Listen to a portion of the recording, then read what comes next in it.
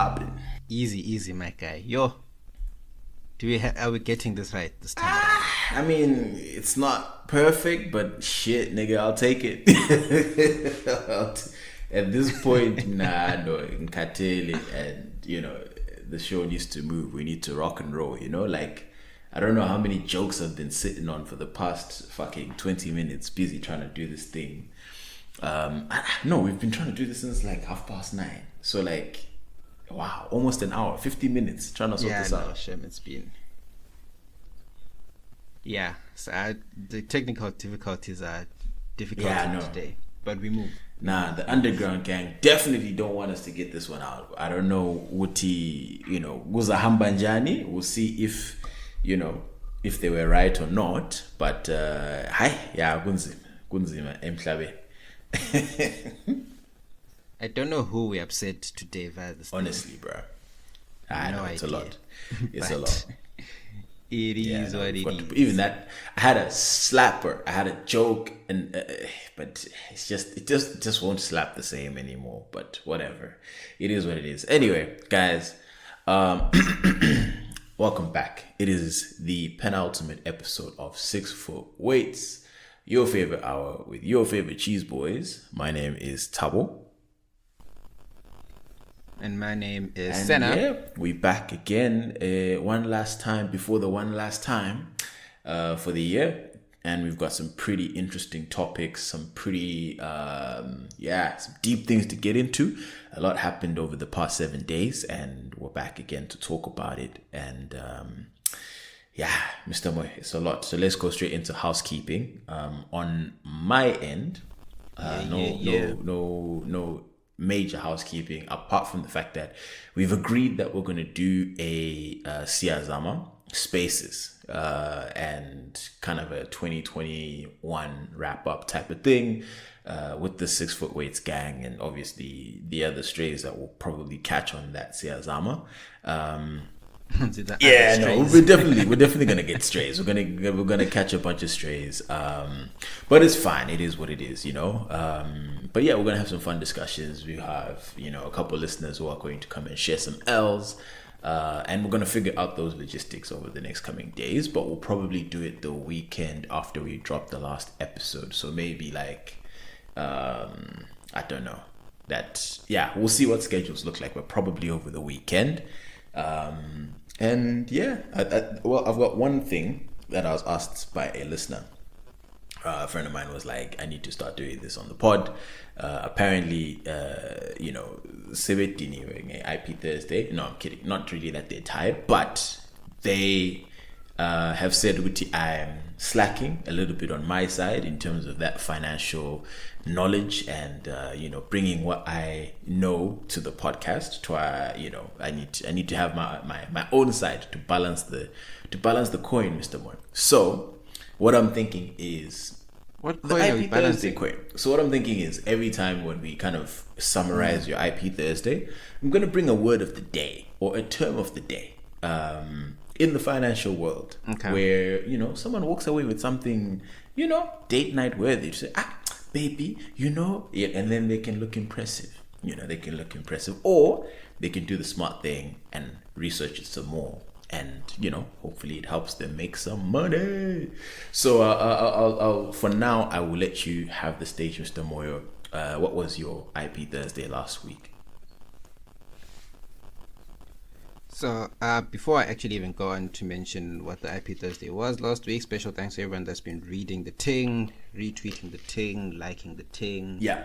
I think it's been 2 years now, and it takes a lot of time, I think, out of my week. I think I said this last time. So I think when people them read and they send positive feedback and reviews, it's always encouraging.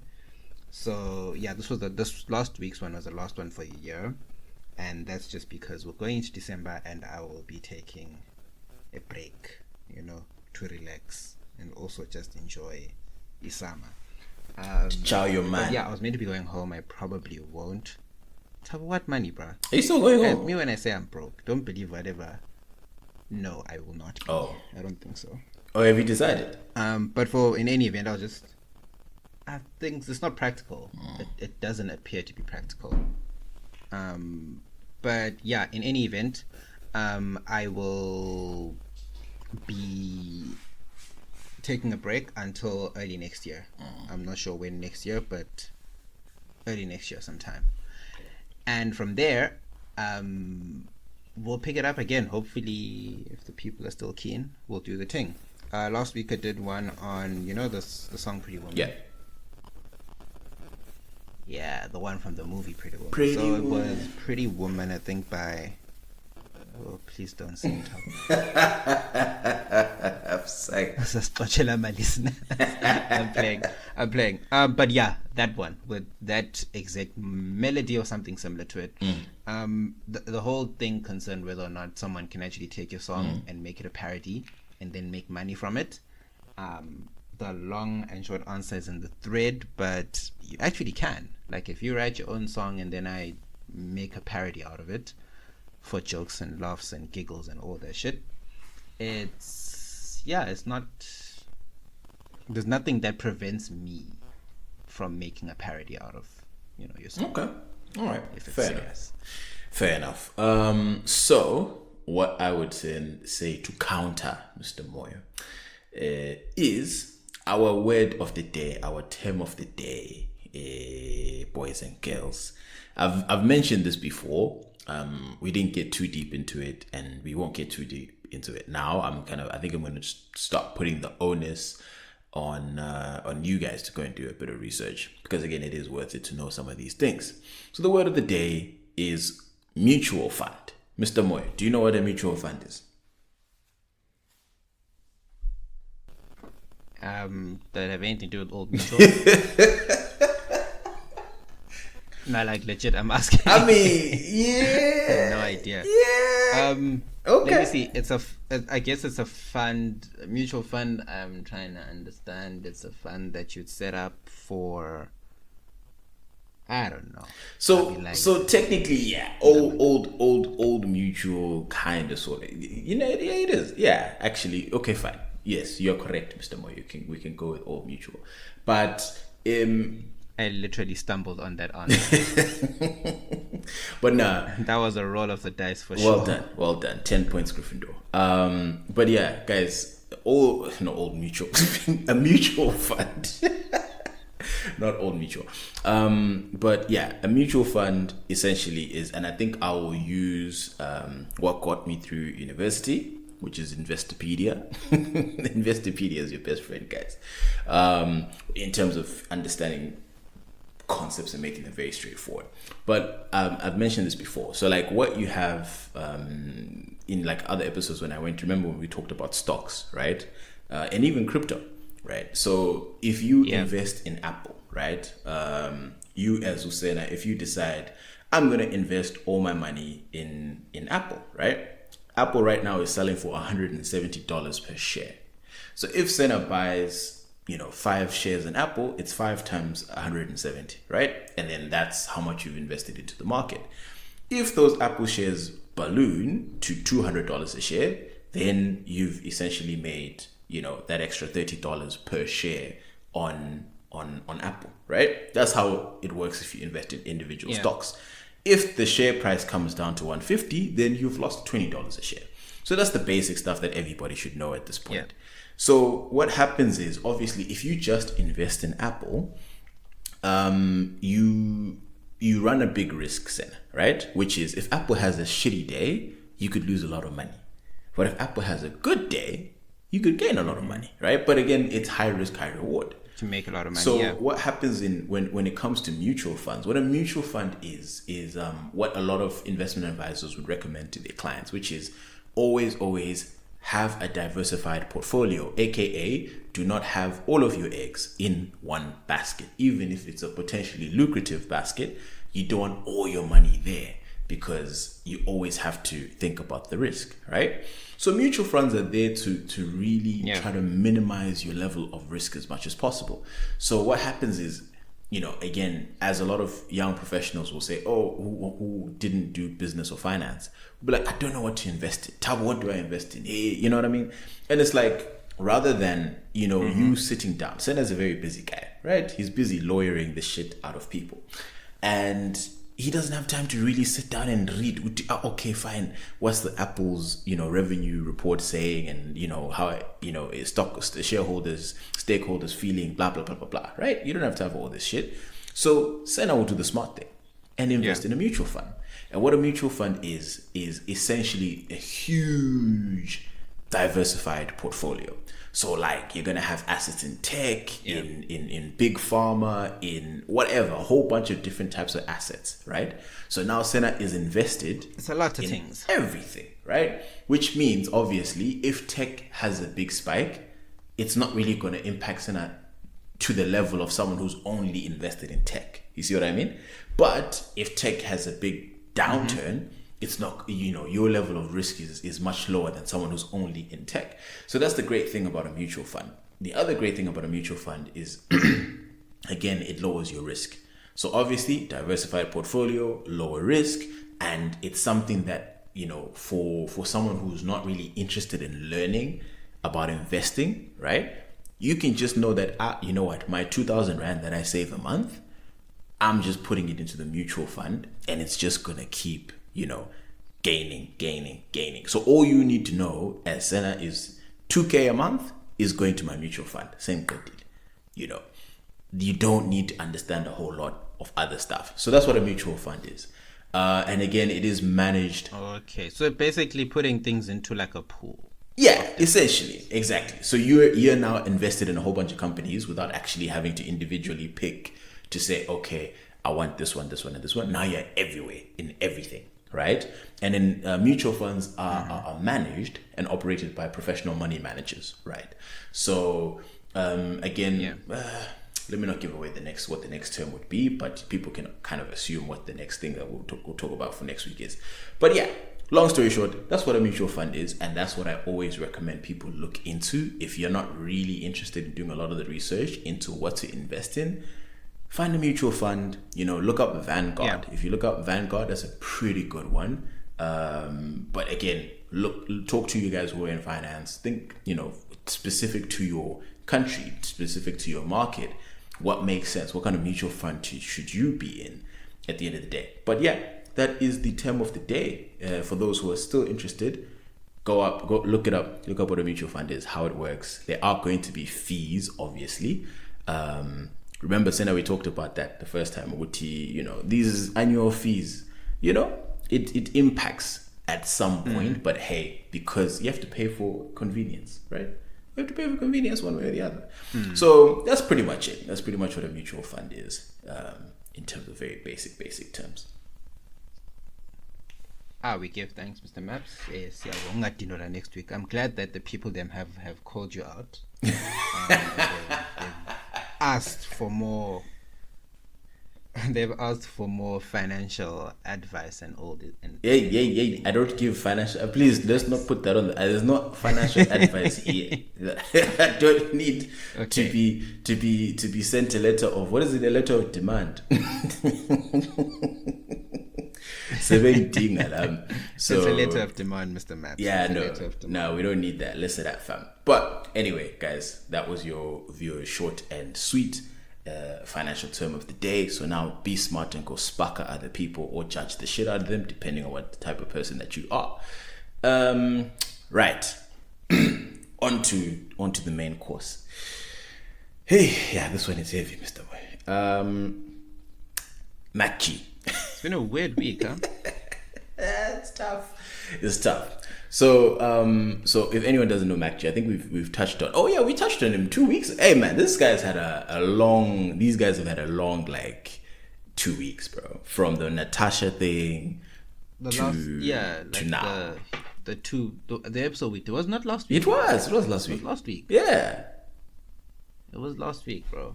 No. It was back to back. So Natasha Tahane was the week before, and then last week, then they released the Jub Jub. I don't know why, but I just want to call him Jub Jub. I feel like Jub Jub makes more sense, but whatever. Jub Jub.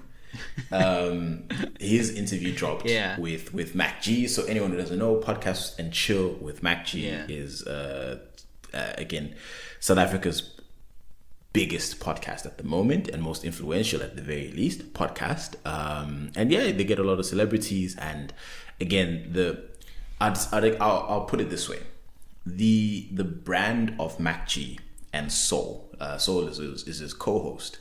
They're very good at, this was a term that, I don't know, was it you or Jason who used it in the group, disarming someone.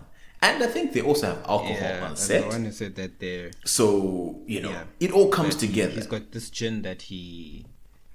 Mm-hmm. I was saying he's got this gin that he gives his guests. Yeah.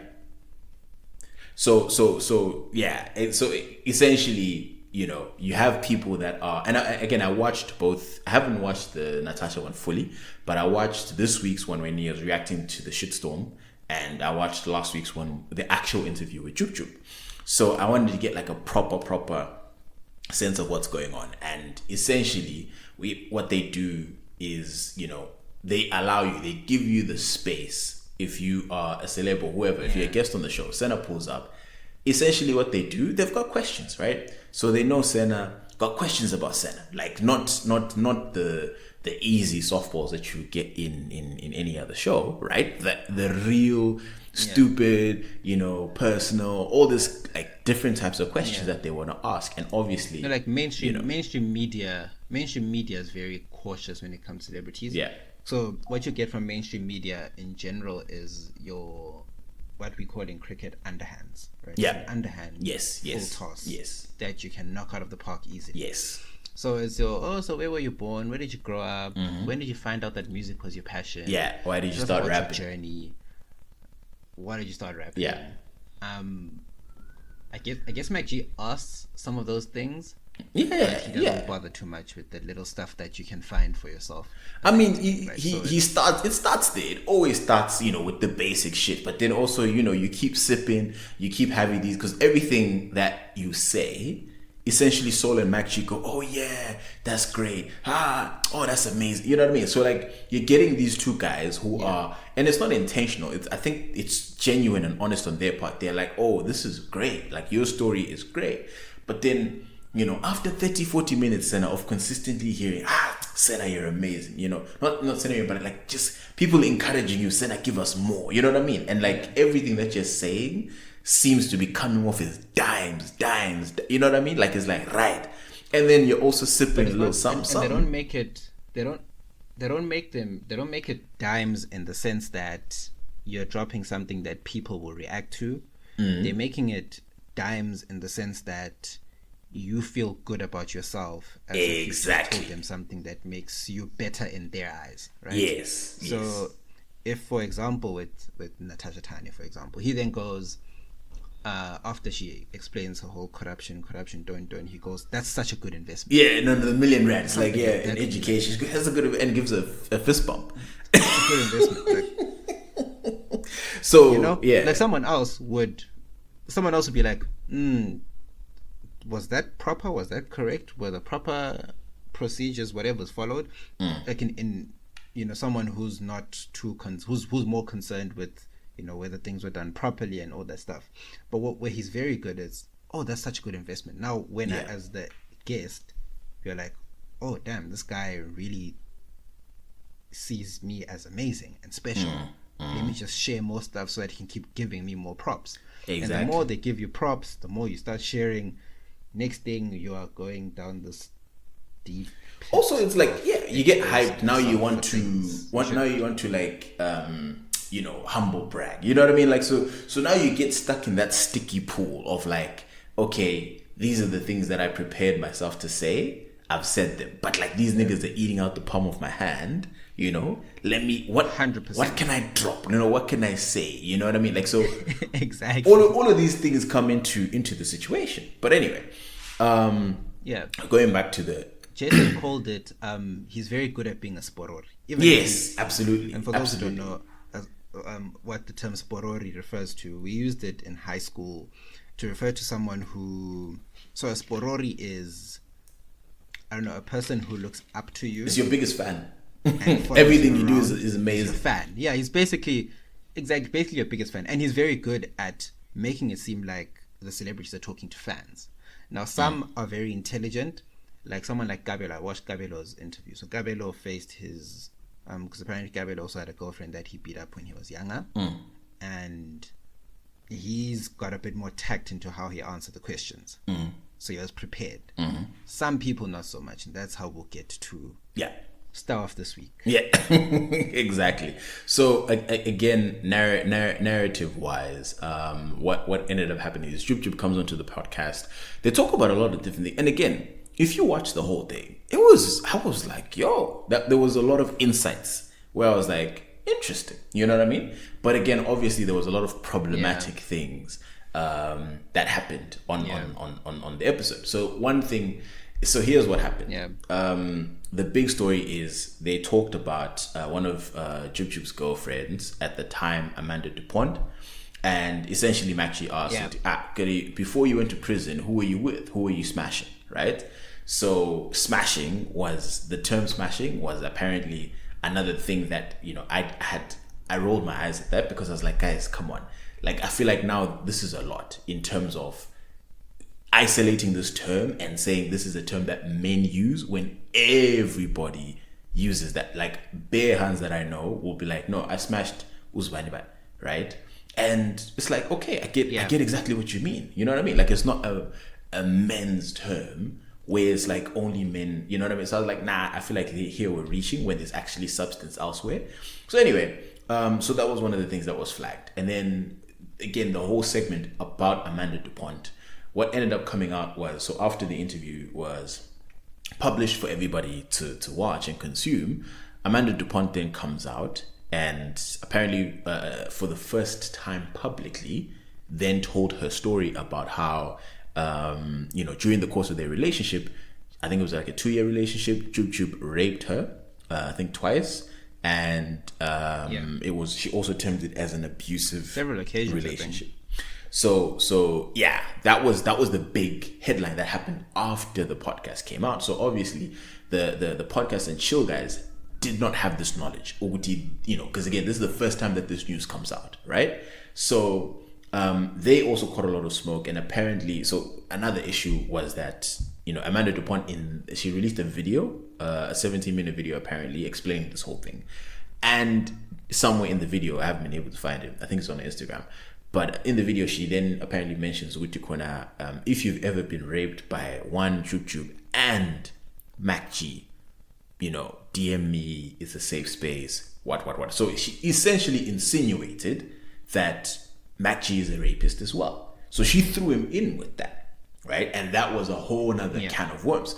So you have the interview where certain things were said. And then you also have, Amanda DuPont throwing in Mac G in terms of, like, again, as far as I found, looking up this information, there was no one who claims to have been raped by Mac G. And then also she kind of just threw him in there. So there were a lot of problems in this whole storm. But yeah, I feel like there's so many angles to this. There's so many, bro. Wow. Look, I'm no. The reason why I don't like celebrity gossip is because it just ends up being you end up not talking about anything substantive when it comes to them. But for context, right? Jub Jub was arrested in 2010, was it? For running over those 4 kids when he was high. 4 kids he ran over when he was street racing his Mini Cooper with his friend. Yeah, and they hit these kids. He was in prison for until 2017. About 2017, so about 7 years. But he was sentenced to 25. He was in jail. Sentenced to 25. He appealed it. It became a culpable homicide instead of a murder conviction, which basically comes with a lesser sentence. Okay. And then he got parole after 7 years. So that's how he eventually got out. So he got out on this whole I'm apologetic, I'm regretful tip. He released a song saying I'm sorry. And then he got the show Uyajola 99 on Moja Love, right? Which is, I think, the biggest on DSTV right now. Ironically, right? But with that, and he's released a remix of Ndiko K. Yes. The big song that he had in 2008, the one he released. And the remix was huge as well. Was huge, had other artists. Now, I think because of that, and because of the numbers it's done and all these things, he's gotten, I feel, very comfortable in back into society and very arrogant. Unfortunately, on that, look, if I can beat the prison system, I'm the shit. No one can tell me nothing. Blah blah blah. So if I listened to that whole thing, and there were a lot of remarks that I felt were distasteful. Like what? So already off the bat, like the thing he said about something. So No, but that's you being biased because something's your boy. It is. No, it is. No, it is. It is, Shep. But the thing is, it's more distasteful in the sense that initially, when viewed in isolation, it's not an issue. He's just being a guy, right? He's a guy taking shots at another guy. That guy is strong enough to take it. But now in the context of what then comes later, of Oguti, hang on, there was an issue of consent with one of his exes. Now he's insulting another guy just for saying no to featuring on a song. You add all those things up, and then what else is the thing about Kelly Kumalo? He said she used Umuti. Yeah. So I was saying that shit to me, she came. Also, I think he came with much more heart than the Amanda DuPont item. I'm surprised nobody's really talking about the Kelly Kumalo thing, because I heard that whole thing and I was like, because people don't like Kelly. That's Kumalo. A lot. Generally, because people don't like Kelly Kumalo, which is another problem. So selective activism. The whole we'll talk about the sense of Mayowa thing also, but the whole thing like Kelly, he said anyone Estorana about Kelly Siafa or Siaboshwa or whatever, and I'm like, in my head, it's a typical playbook taken by a lot of guys where you're now maybe over the girl and you now want to explain why you were with that person in the first place, and you're like, no, she uses Umuti. Like, bro, come on now. And he's not the first guy to do this. It's a typical sort of playbook move that's taken where people are like, Kanichi, how come you smashed that? Because people don't rate her, maybe people don't like her. Like, guys, being no, it's just the way you are. That's what you wanted at the time. There's nothing wrong with that. So that's where those are the elements that I felt were distasteful. And that's where when the later allegations came out, I was like, you know what? Hard to disagree with what this girl's saying, because he came in with a lot of negative energy into that. I don't know. Here's and again, in terms of what Amanda said, dude, he came for the Giselle brothers. I made those guys. Listen. Here's my side of things, right? In terms of what Amanda said and what she's gone through, absolutely no arguments here, right? If she says that happened, then okay. There's no one on this podcast who's going to dispute that. I'm like, hey, this and that. Hey, that's out there, right?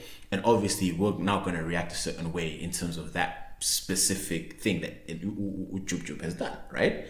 And I guess they're also going to they're suing each other. I don't know, something along those lines. Or they look. I mean, again, usually, it doesn't bode well for a dude if you're like, I'm going to handle something through the legal system. If there's no, I mean, even if you deny, again, no one really believes you, but still, it's just, you look even more guilty if it's one of those, like, so he released a statement afterwards saying, he apologized to Amanda DuPont and what he said. And then at the end, he was like, with regards to her allegations, I'm just going to deal with that legally. End of story.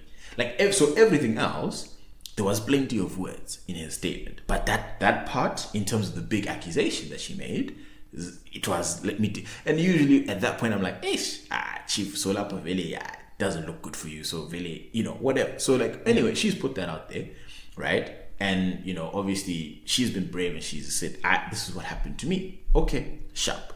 Yeah. But in terms of what you are saying now, I don't think Jub Jub came in with the energy of like, the whole time he was trying to be edgy, right? So he said a lot of things where even when he was talking about, so for example, he mentioned that he has a son with Kelly Kumalo, right? And Kelly Kumalo isn't trying to have, like, she's essentially doesn't want him in the son's life, right? Long. That's the essence of it. And there's a reason for that. But what he said was, so he wasn't in the kid's life for the first 11 years, right? And he said the reason why I did that was because I was dealing with a lot of shit. And it was one of those things where I had to sort myself out first before coming into the little man's life. right? Which, okay, that's something personally I can respect that, because there's nothing worse than, not having your father in the picture, but having a terrible father in the picture, I feel like is worse than having a non-existent father, So if that's true, if he genuinely did that self-introspection and was just like, nah, chief, I can't be a proper father that he deserves, then okay. Points to you for recognizing that. But then you have to look at it from her perspective as well, right? No, you have to look at it from her perspective, because I think he used to beat her when they were together. So you can't, unfortunately, then show up 10 years later, or see to you've reformed, you want peace, you're ready to be in your child's life, I've changed. But why can't you? Man, now I have rights. No, but he's asking for the rights. He's asking for the rights. Yeah, and she's respectfully saying no. I mean, again, you can tell me in terms of legally, you can just be like, no, and call it a day. If someone really has gone through that transformation, then I think then he can go through the courts. It's that simple. It's that's what I'm saying. Why hasn't he then gone through the courts? Why is the whole thing to then come on a podcast? Which, to be honest, a lot of sort of it's a male dominated space, in the sense that it becomes very much a male gossip section in the internet. And that's where in that space of podcast public opinion, no one's going to disagree with him. He's going to have sympathizers. But what he did do on the podcast, he did play an audio, right? Because apparently Kelly Kumalo publicly said, Uguti, listen, this guy has never attempted to even reach out to form a relationship with his son, right? So that was what the public knew. And he says, nah, that's not true. And then he's like, hey, here's an audio that I sent to Kelly in terms of me trying to make that connection.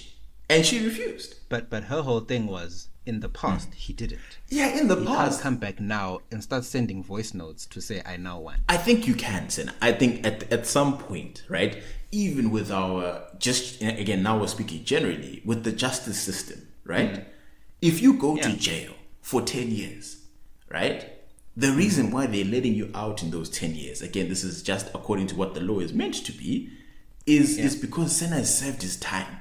He's learned his lesson, right? That's the perfect, in a vacuum, idea. After 10 years, in a vacuum, in a perfect, this is what it is, right? So at the end of the day, if someone is a father and he's been non-existent, and then he, for whatever reason, because I mean, prison does shit to niggas, bro, right?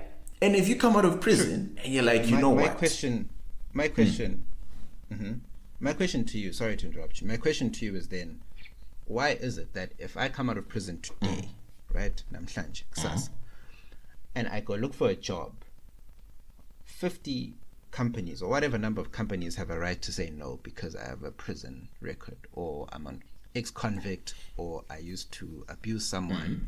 Why do companies have that right to say no? Companies have they have the right to say no to everyone. True. And that's why I'm saying, extend that right to the mother of a child who was abused by this person who's a convict.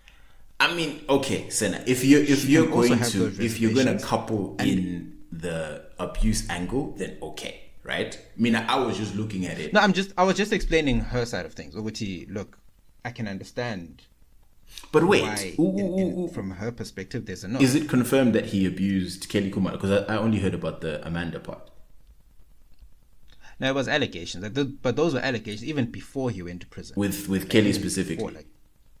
That was even before. Okay.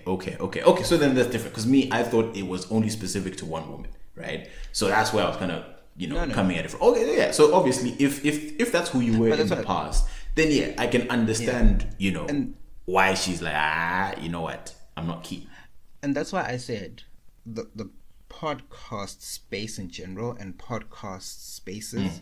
Like, I think I was talking to Nat some time ago, and she was just saying that even as a girl podcast, you'll find that guy podcasts or male dominated podcasts tend to be more successful, and that's just because it's probably a very male, it becomes a very male-y gossip space where if you're on it as a guy, you're basically playing to your own gallery and to your own fans who'll probably believe most of the stuff that you say.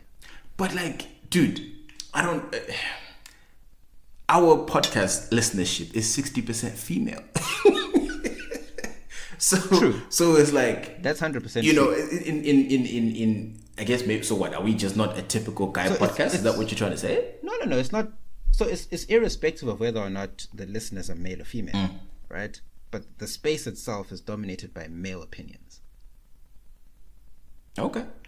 If that makes any sense, right? So are you telling me now, if, how can I put it? If you go through the comments on Twitter, let's go through Twitter to see the reaction to some of these things. You'll find a lot of people, a lot of them women, but a lot of them male, who will be like, no, I don't believe what this girl's saying. I don't believe whatever. Yeah. Who will sympathize with what Jub Jub said. Yes. Simply because he intentionally knew that in that space, if he plays that voice note and he says, no, this woman not giving me access to my child, I've done my time, he'll have a lot of people eating out of his hand saying, yes, how could she? You know, you're basically playing to your own fans. But if you go the court route and say, guys, I want custody of my child, and then there's no gallery, you're playing to an impartial judge who's going to say, all right, chief, this woman's saying no for reason X, reason Y, reason whatever. I think those were the parts of it where I felt it was a bit distasteful that people aren't drumming on. Obviously, the highlight of it were the rape allegations, but there were other things. Yeah, that's what I'm saying. Like the whole everything, in terms of everything that trend, I was like, bro, there was a lot of shit where I was like, you know, I was just kind of like, the whole time I'm like, wow, he let this fly. And again, I think it's because of the environment that Podcast with Mac G, you know, has, the niche it's created for itself. Ironically, it's the biggest podcast, but it was created out of a niche of like, which is why, like, I guess part of the bigger conversation that I, you know, because we're sort of running out of time, but part of the bigger conversation that I wanted to have was about this. So number one, I think Amanda should apologize to Macchi if indeed the allegation, like roping him in with with the rape allegation, if that has no basis, you have to apologize. 100%. That is damaging, you know. And again, it also kills her own momentum, where if you're gonna throw Macchi into it, and there's gonna be a whole bunch of men who will be like, no, but there's no evidence. You literally accused Macchi, right, or implied it, but all the evidence. You know what I mean? So like now you literally feed that crowd, and the fight goes nowhere, and it becomes men versus women again, which is what we see every day. You're basically fighting against the platform owner at this point, right? Yeah. And the argument that I'll agree with him is he just provides a platform to people to come tell their stories. Literally. It's no different to being interviewed by Oprah or whoever it is. You just sit in front of the mic and you tell whatever it is that you want to tell. What the person then goes on to say is not his business. There's a disclaimer that he puts on there, which is necessary, I think. But more than anything, I think. Yeah, but more than anything, I agree with he. Yes, you may not agree with the manner in which he conducts it, and you may not agree with, at times, some of his remarks. They may be misogynistic, but I don't think they in any way at times perpetuate, you know, a lot of bad things. I think Kuza. I think people. There's a difference between cancel and try to. I have a problem when you try to silence someone, right? Because if we're on the pod, right, and we misspeak, I say something that's offside, right, and it's inappropriate. It's better for me, or it's better in general, right, in terms of the human condition, for you to be like, hey, Tab, what you said there about XXX, nah, that's wrong, bro.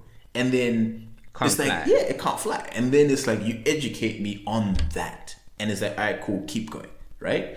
But then if it's a thing where now it's Tab will say some offside shit, space opened, cancel 6 foot weights, hey, guy podcast, really a waste of time, wadi, yeah, you know what I mean? Like, it's like, at that point, all you're doing is, you know, the solution cannot be silence. You know what I mean? Like, that is you ironically turning into a bully to silence someone because there's no learning. It's like the reason why schools are removing or have removed corporal punishment is because beating someone is not reform.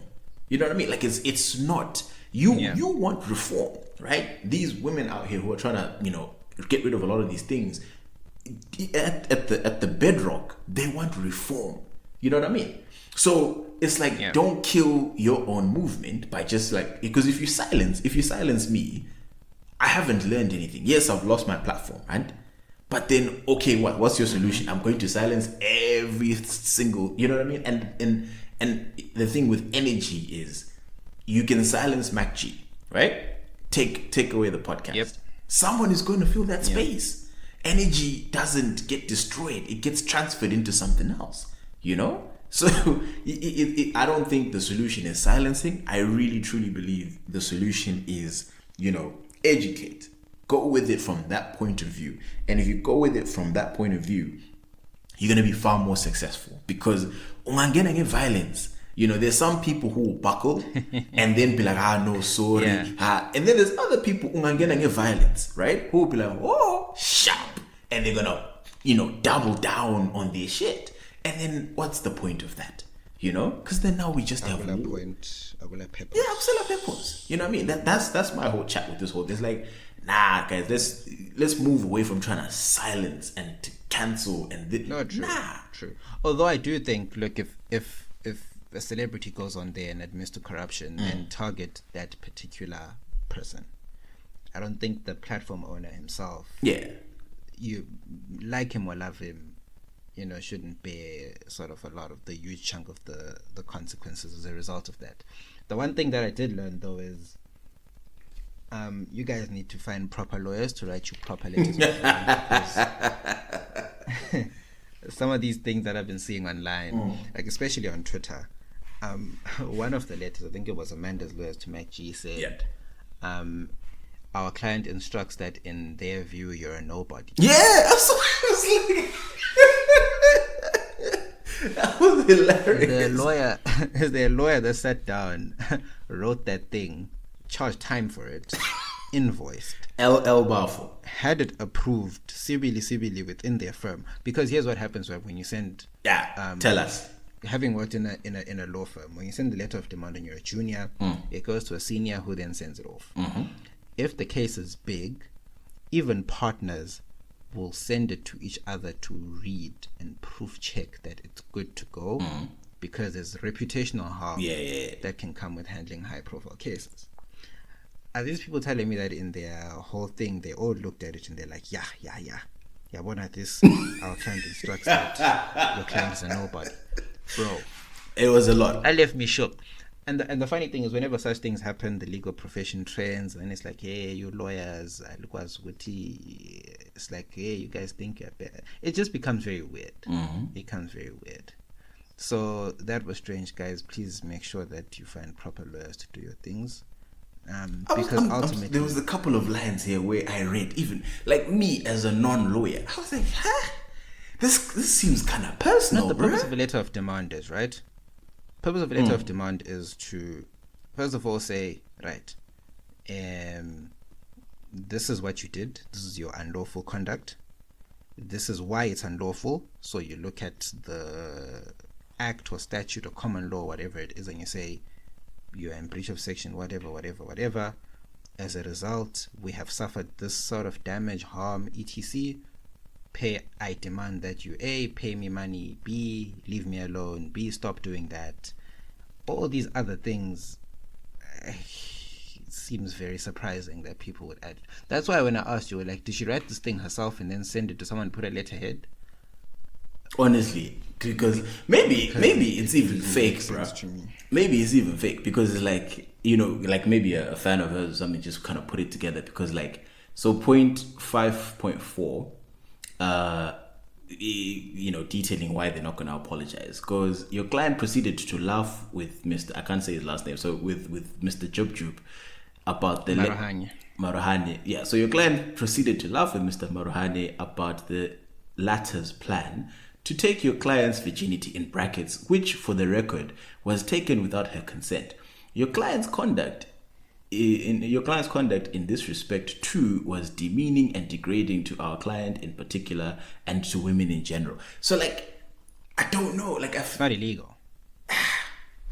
To me, I'm reading this where it's like, I get what you're trying to say, but this doesn't really sound very lawyery. It kind of sounds like, you know, a retort. So I don't know. It sounds like one of those arguments that you make schoolground, right? Yeah. The basis of a letter of demand is something that you can then sit back in court and defend. I don't know how you can argue that someone's laughter is unlawful. You even laughed with in it. a court of law. or a statement alleging that in our client's eyes you're nobody. Bruh. I'm trying to see how, as an advocate, you're going to argue that point to a judge and make What is a nobody? Yeah, like, what do you mean by a nobody? How many followers must you have, or must you not have to be? You know, am I a nobody? You know, like if it's a case how of many followers do you need to be a somebody? Yeah, exactly. It's like, bro, like I read this. I really hope this is fan made, because if these are the lawyers that Amanda is timbering, like in terms of her, she's put out a very, very serious allegation. So, you know, if that's the case, hey, my man might need to just go back to prison and all that, you know, and, you know, be charged and be dealt with legally. But, you know, with something this big, if this is already what it looks like in terms of your lawyers, nah, bro, get different representation, because this is ridiculous, you know, like people who aren't in like, guys, just go, if you go on Twitter, just type, you know, Amanda DuPont, or type Jub Jub or something Just like that. type letter of demand. You'll see it. It'll pop up, and it's ridiculous by yourself. You're like, ha, because then this is what y'all are doing for real. Hey, like, do you guys have job openings? Because me also, I can do it. And that's where the whole LL Bafo thing comes from. Yeah, guys. What are we doing as a profession? Someone went in the comments. Someone went in the comments and was like, "This is your law firm graduates from UNISA."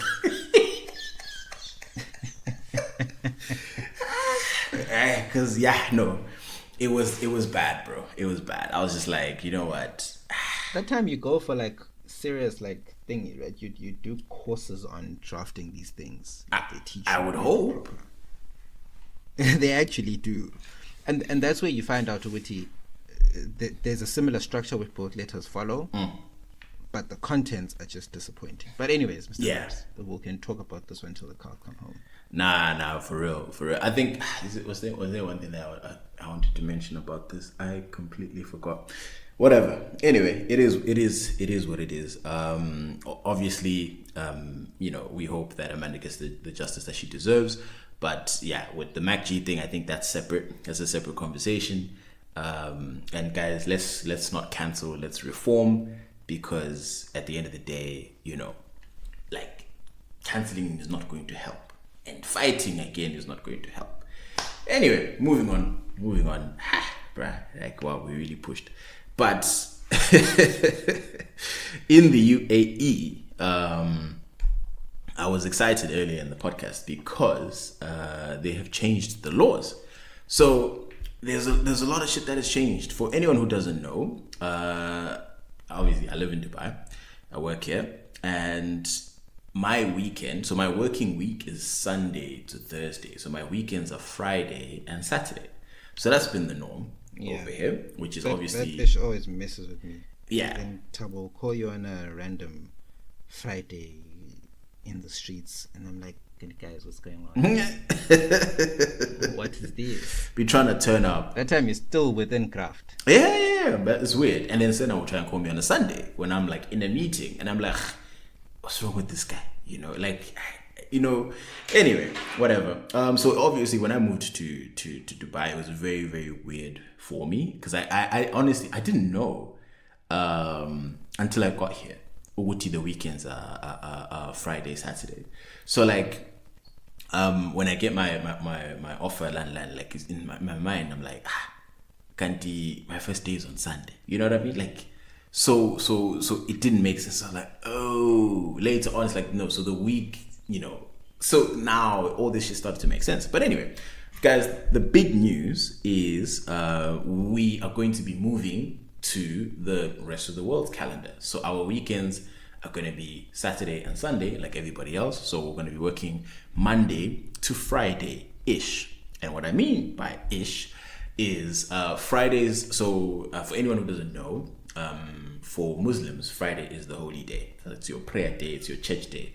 If you're, it's the SDA's Saturday, but except Friday, right? So that's why usually Friday is a weekend day. Apparently way back, like 10 years ago or some shit, the weekend was actually Thursday, Friday in the UAE, right? Which is even more trippy. So they've been edging you're working Saturday. Yeah, bruh, which is, hey, that would have been depressing. Watching our content from within meetings. Nah. I'd be fuming, bro. So obviously the UAE has been edging closer in terms of aligning a lot of policies with what the Western standards are, for better or for worse. So some of the big things in terms of what was announced today was an 8-hour working week. So normally the working week is 9 hours for us. So 8-hour working week. And the hours would be 7:30 to 3:30 p.m. depending on obviously your company. So those are just the general hours. And then Friday is only going to be 4.5 hours working. So Friday is going to be a half day. So it's going to be a 4.5 day week. Friday half day. Friday half day, bruh. So 1 p.m. you're going straight to the bar. You're hitting up brunch.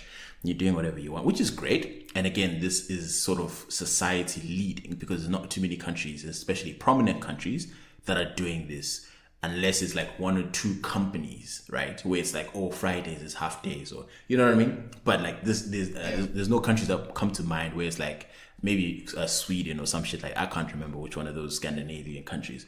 But like, something like this has always been thought about, but it hasn't been put into law. And so possibility of flexible hours, working on Fridays, working from home, blah, blah, blah. Long weekends to boost productivity and improve a work-life balance. All changes effective from January 2022, January 1st. So, overall, it was pretty huge announcement. And I was sad about one thing. I did really enjoy flexing on niggas on Fridays, where everybody is kind of dreading the fact that it's a Friday and it's the last day of the week and they have to push through a whole day's work, and like I'm at brunch turning up. So I liked having that little bit of privilege. Join the rest of the world, fam. Every Friday. I mean, but no. By 1 o'clock we'll be out. The rest of the world. 1 o'clock we'll be out, fam. Brunch starts at 3 actually anyway. An unofficial thing for a lot of places in Cape Town. I know for a fact that a lot of firms in Cape Town will basically Friday. You'll be at work right on Friday afternoon. Mm-hmm. But I remember at one of my previous firms, we'd have what you call this? Right. We'd call it Wine Fridays. So after lunch, you log on, you pretend to work, and then someone will say, maybe at 2 or 3, hi guys, let's go chill downstairs, have wine. Yeah. And then you're basically done. I thought you guys are always brag. I never saw any wine. Oh, that was my other firm. So there was the first firm where I did my articles. We'd have wine on Fridays.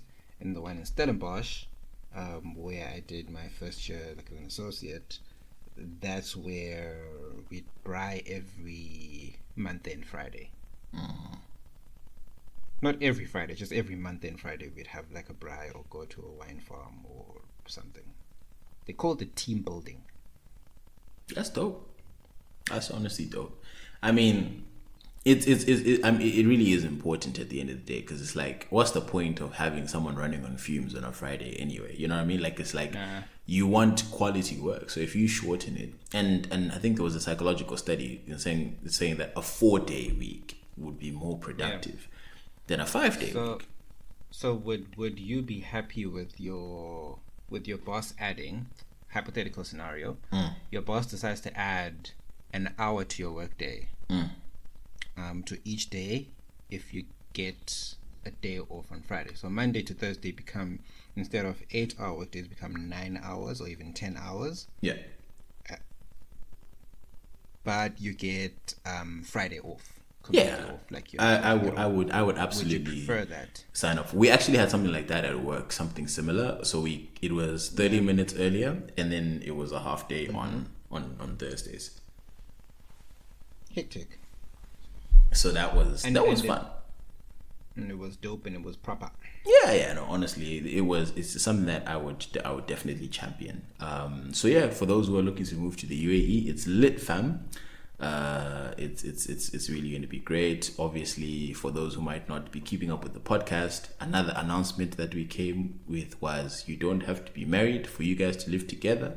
And if you get pregnant, you will not be thrown in jail. You will not be thrown in jail if you get pregnant, or rather outside of wedlock. In the event, I'm not sure if Maposa Senior is listening to this, so I'll keep it short. In the event that hypothetically speaking, very hypothetical, you and your person were living together, unmarried, in the UAE, Dubai. Could you have been arrested for that? Yes. If you're caught, before the law was changed, if you're caught, it was an arrestable offense. How long are we talking? I honestly don't know, but shit is wild over here, fam. shit is wild over here. Like even small, fat and set, and then people are arresting. What are you doing? Milking the cow. What are you doing? You must pay the man. Just say we're married traditionally in my country. Nah, it wouldn't fly. We actually, I have a friend who, before they moved to the country, they got married beforehand, just before moving over, because they were coming here, and obviously they didn't want to get into trouble or anything, so they got married.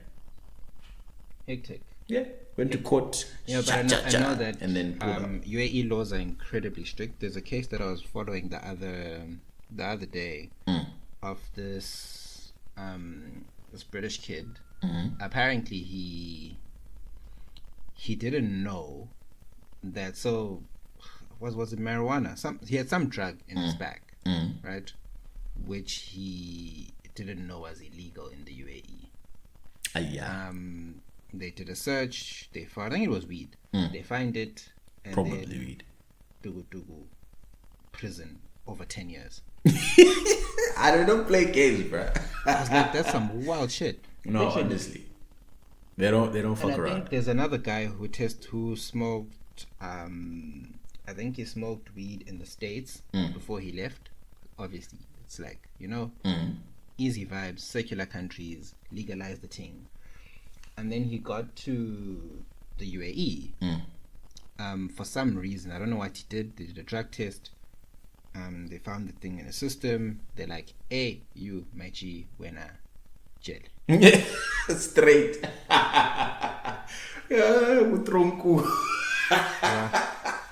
Imagine diliga jail for into encane kangaka. Fam, if you want to have yourself a good laugh, go and there's a website called Gulf News. If you just search Gulf News, or Khaleej Gulf Times, News. yeah. If you search one of those two newspapers, just read the articles, because there's always articles on like criminal activity that has happened in Dubai. So and so has been arrested for this and for that. Like, just read the headlines, bro. You'll just be like, yeah. How? Yeah, I know, it's a lot. It's actually like you'll be sitting there, with your jaw on the floor in terms of some of the things, some of the fines that people have had to pay. Yeah. There was a couple that I think that they were like dirty dancing. They recorded a video of them dirty dancing, like not wild shit, but still they got a fine. They got a big ass fine for that because they posted it on Instagram. So no, you just don't want to be in the eyes of woman the law. Gets 2 years in jail for selling her own sex tapes. Sorry, I'm on the website now. That's some funny shit. I'll be like OnlyFans lap market. There's no OnlyFans. How like OnlyFans at Dubai? No. We don't fuck around with that. That's phony, Tina. You must respect us, Tina. We are upstanding citizens. Just again, have yourself a good time, right? Like just. And what I love about them is that the articles are very straightforward and they're short. Like you read a Bloomberg article, like at some point I'm like, okay, fine. There's bored. Like a backstory and all these things. This is like, it's literally short. It's incredibly short. It's like 3 paragraphs done. Yeah, no, done. Simple. And then you're on to the next one. Like it's very consumable. Others, I'm like, bro, okay, fine, you're stretching this thing. I didn't care about this context. I didn't want this, like, just give me the juicy part. Give me the part that the headline said, I want to know that so I can go and tell a story at dinner. But anyway, Mr. Moy, moving on to the next thing. Leah Thomas was cut.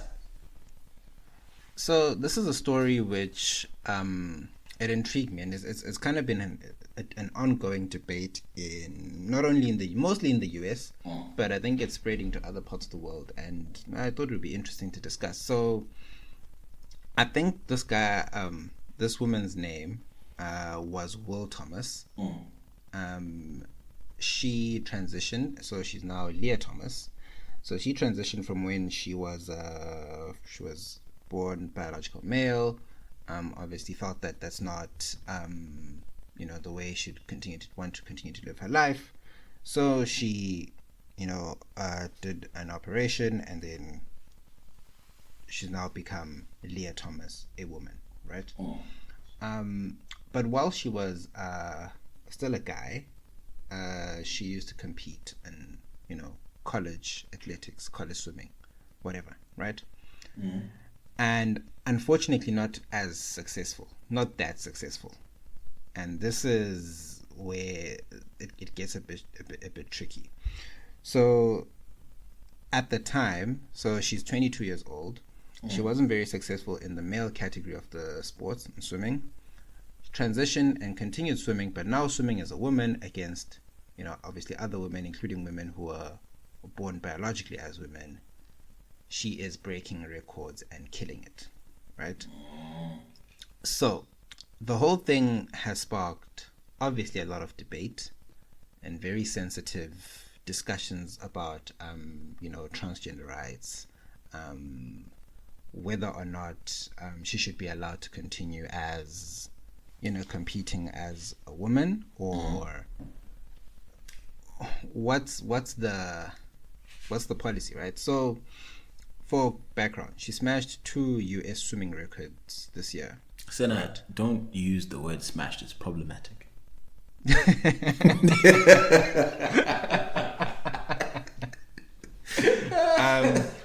What's a synonym for? Okay, I won't say smashed. But she smashed the record. She beat the record. Is that fine? She pummeled the records. Look, at some point, I think it was a 1,000-yard freestyle race. She was literally a full lap ahead of some of her opponents. She competed in a women's tournament. She broke the record. So this is what swimming, the rules actually say? Swimming. So what the rules actually say with regards to transgender athletes or trans female athletes is that they can take part in women's events if they have completed a year of testosterone suppression treatment. I'm obviously, I'm not sure of the levels. There's obviously specific levels where the testosterone should be. So did she do that? You're then allowed. So I think she's done it, right? She's done the testosterone suppression. And she's still breaking what a lot of records. people are saying is, no matter how much testosterone suppression you do, there's other factors that come in which give her a biological advantage over, other women who were born as women, which they wouldn't be able to compete, including probably larger limbs. Yeah. It's not just testosterone alone, and it's tricky because where do trans women then compete? Is there space for them, specifically in competitive sport, or if someone is born as a man and then they transition into a woman, should they be allowed to compete with other women? Yeah, Mr. Maps, handing it over to you. I think obviously it's a tricky subject, right? Because I think, what show was I watching? Either The Good Wife or The Good Fight. I think it was The Good Fight. They were arguing a case in court where it was literally what you just explained, right? And fantastic episode. If you don't watch that show, I feel you should definitely watch it. But yeah, it's tricky, right? Because, like you said, even if you do testosterone suppression, right? If you so if I understand it correctly, when it was Will Thomas, he felt like he was in a woman, right? And then he transitioned into being a woman, right? Okay. Yeah. So in that particular case, then so in terms of physique, right? The lungs and all of these, essential for swimming, I guess limbs are akin to a man, right? Basically, yeah. Okay. So even if you do lower that testosterone, Leah still has, those advantages, those added advantages.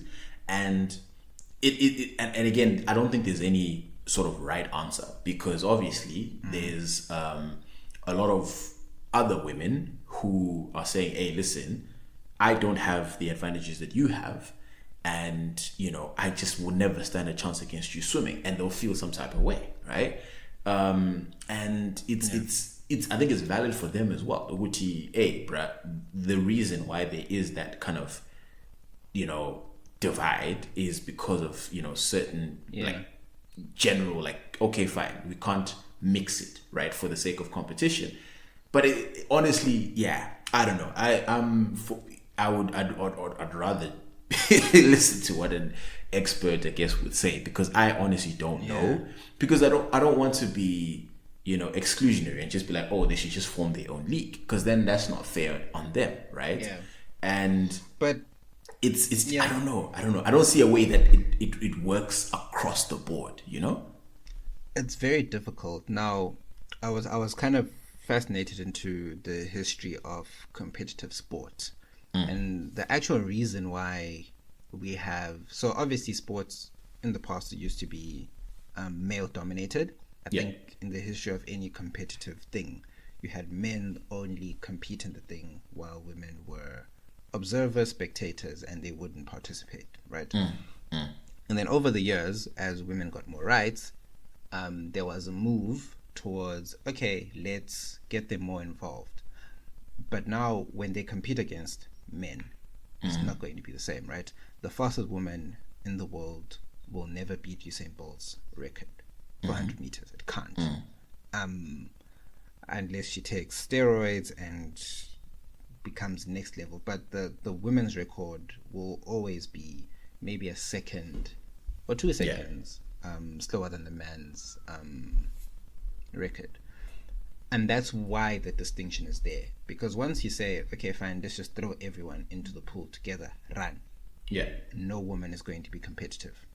Even in a cricket match, something which appears to be, a non-contact sport, which requires a lot of technique, women can't clear the boundary at the same frequency as men can. That's why when women play cricket, they bring the ropes closer in.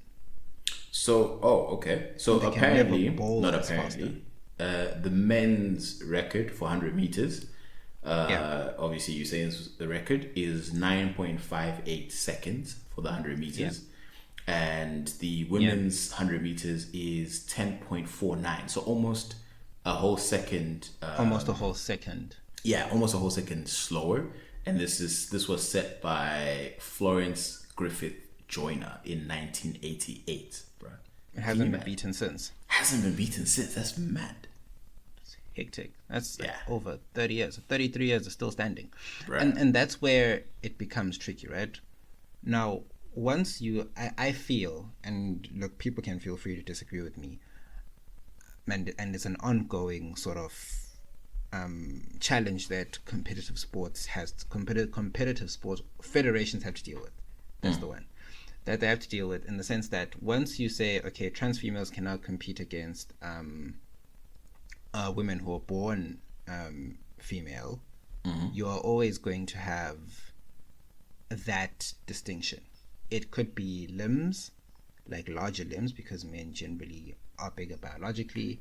It's not just testosterone. It could just be strength, which is gained from other things which scientifically we may not be able to tap into just yet. even if you're taking testosterone suppression, it may not be the only thing naturally giving men the advantage. And the reason I say this, Johan Blake, you remember him, right? Yeah. Johan Blake was quick in 2012. And I think a lot of people just felt, he'd be like the next big thing. Yeah. But the reason why Bolt had a serious height advantage where he could literally just... His strides. The stride was insane. And those are the little things, right? The average woman would not be able to compete in a sprint with the average male, not just because of testosterone, but also because of things such as height. Yeah. And other things. So it's a lot. And I think the more sort of become inclusive as a society, the more in sports we need to do so. And I'm not pro hormone suppression or sort of altering people's kind of natural state. The body function in a particular way. Yeah, once you're now saying you must reduce your testosterone levels, like what they asked Caster Semenya to do just to compete. I mean, this is not someone who's taking steroids, right? Someone who's competing fairly, they're not taking anything. Now you're forcing them to medicate just to compete. That also doesn't sit well with me. So it's a lot. It's a lot. Maybe at some point we reach a point where we say, right, Agula's are male sports, Agula's are female sports. If you're capable, just play. But then obviously you exclude a lot of the women. Yeah. I think, even that's not really a proper solution, because I really love when, women, are able to compete and show their stuff, because like I was at Sevens, right? We had the Sevens Rugby World Cup this past weekend, and they have the men's Sevens matches as well as women's as well. And I didn't know that. So when the women got onto the field, I was like, oh, okay, didn't expect this, right? Let's see. And I was shocked by how much I like, enjoyed and I was like sucked in more so than the men's games, because, bro, I watched rugby for big hits, right? And with the men's, it was more professional tackling. So like, there's certain areas of the body that you tackle someone and, you bring them down. It was very clean, very, kind of like, okay, this is rugby, right? But with the women's, bro, there was, it was big hit after big hit after big hit. And it was like, they were going for the head, literal, bruh. Like, it was one of those things where, if you're not on her team, beware. You know what I mean? Like, and I like that. I liked that level of like aggression, which ironically wasn't in the men's games, right? Like, I mean, there were a couple, but like it just wasn't there. It was crazy, bro. Like, and even, you'd think in your mind you have like all these preconceptions, and completely off, bro. Like, it was genuinely as entertaining as anything I saw on the men's side. So I wouldn't want a case where it's like, because, we say, all right, let's mix everything together. Now it's like there's, 4 other women on a Sevens team who can't compete, or 3 other women, because there's a bunch of guys who've taken those spots. You know what I mean? I'm like, nah, I kind of like that separateness, because you get to enjoy both. And I do like when tournaments do that, because obviously, I won't lie and be like, oh yeah, if it was Sevens women, I was pulling up, because also that place was far, bro. It was in the desert.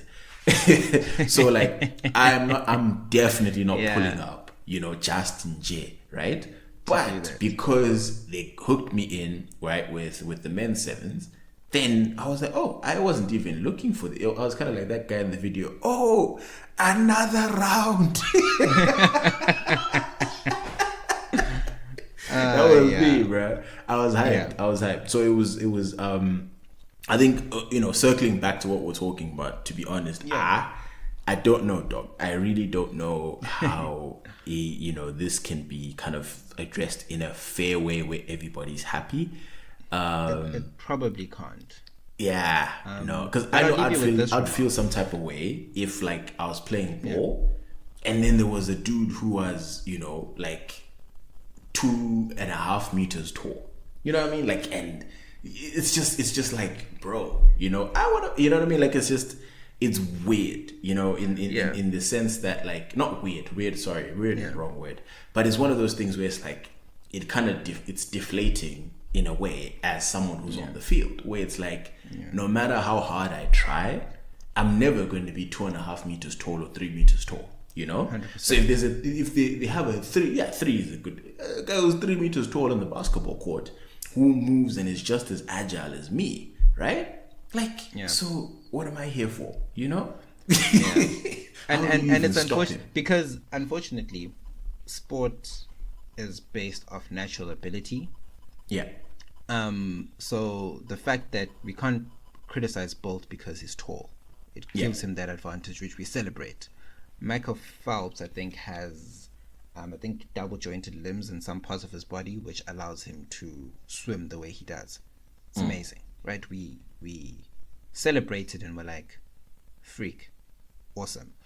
But we can move on with this one. And then I think it was 4 years ago, they asked Serena Williams how she'd fare against the male tennis player. And I think it was interesting. She said that she thought, it was 2013 actually, that if she played a top player like Andy Murray, she would likely lose 6-0, 6-0 in like 6 minutes. Really? She felt that way.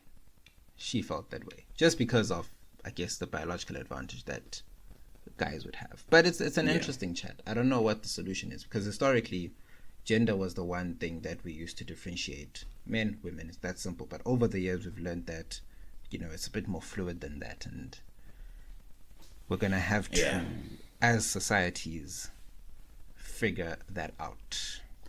Nah, definitely. I think I might need to actually rewatch that episode of The Good Fight to see what the conclusion was, because I feel like they had I think they had a satisfactory conclusion, but I just can't remember what it was. But I don't even know what episode it was. Anyway, there's this episode, guys. If you're that curious, look it up. Moving on, let's see where we are here. All right, we're gonna move into the rundown and. Siyazama, of course. So, guys, in the rundown, I just want to run through a couple of topics, not spend too much time on them because, Axelas Kati. The first one would be, this is interesting. So, I have a friend of mine who went through a breakup. Okay, let me not say a friend. Okay. Someone who I know. Oh, y'all downgraded pretty fast.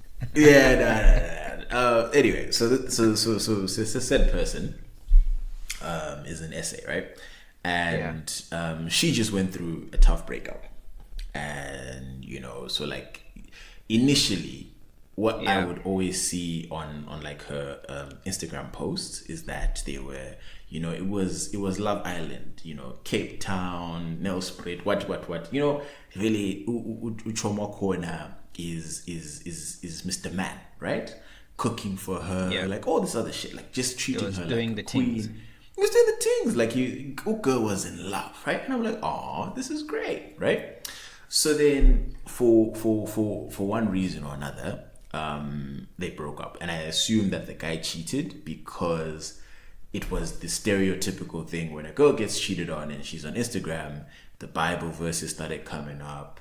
The self-affirmations, you know, all the you're full of shit. No, but it is true. You know, manga. There's typical, it's typical, guys. I love the woman I'm becoming.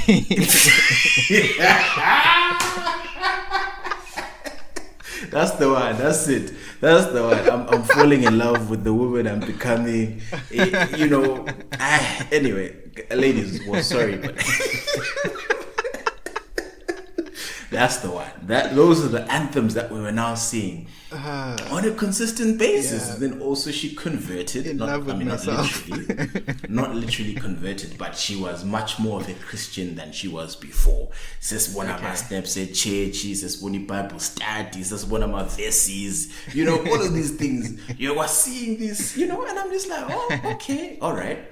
And it went as far as like, you know, so Ukai, I'm guessing, was trying to like apologize, reach out, you know, like he was what is in English, like begging. He was begging to get back into it, and she would even post, you know, some shit. No matter how much they try, you know, you're better off without them, you know, shit like that. So I'm thinking, wow, that's stage one. Done.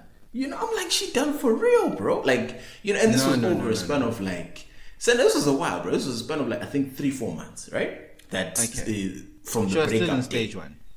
She was still in stage one. So again, yeah, man tried really, really hard, and she was, and again, for us, her loyal followers, we were under the impression that I know man's fucked up for real. She is gone. So Miss Independent is here. You know, really, there's no way back. Even me, I'm like, Chief, I don't know you, yeah, but there's no way back. Just stop trying. This chick is said that consistency with church. You know what I mean? Like it looked very serious, you know. Mm-hmm.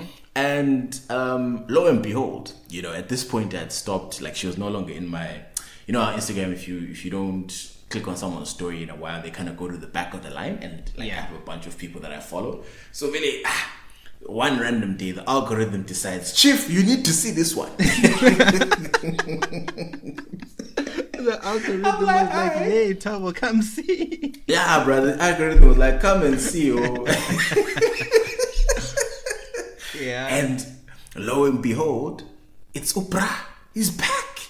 And like, man's hugging her from behind. And I was like, oh, bro, I literally, if I knew him personally, I'd DM him and be like, nigga,